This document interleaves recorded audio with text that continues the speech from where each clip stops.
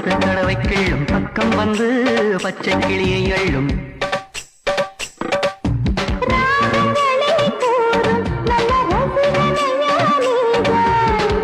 விரும்பும் ராகம் எந்த நாளிலுமே நீதா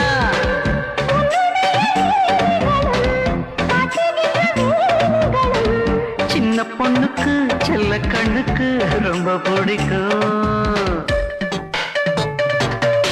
சில்லென சில்லென நீர்த்துளிப்பட்டு மெல்லென மெல்லென கை விரல் தொட்டு மெல்லிய மல்லிகை முட்டு